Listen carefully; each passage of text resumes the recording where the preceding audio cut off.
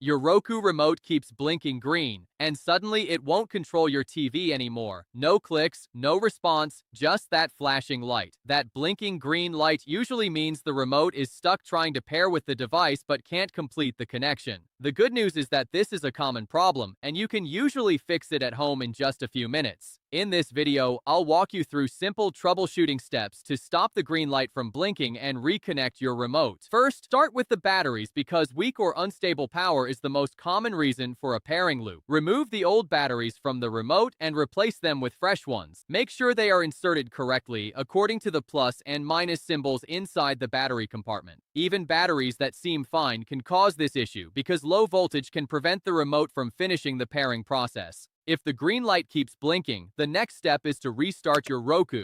Turn your TV on first so you can see when the device loads.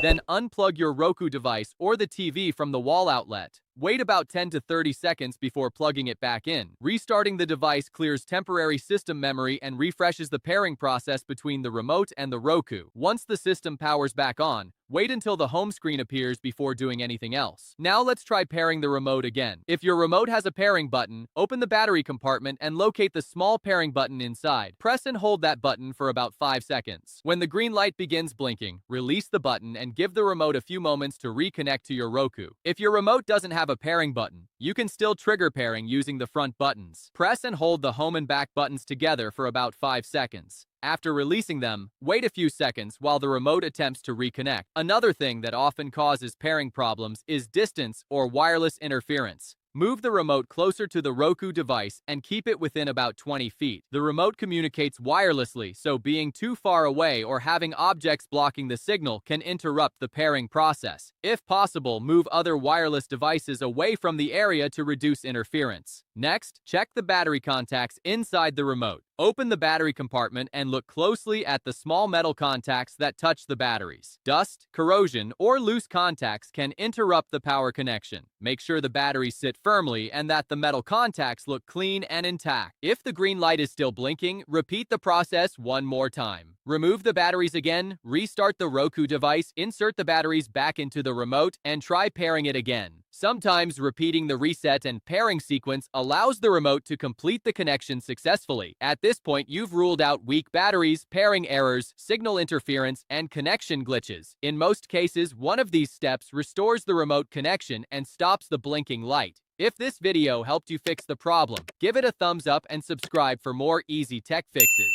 And let me know in the comments, is your remote blinking constantly or only when you press buttons? Thanks for watching, and I'll see you in the next video.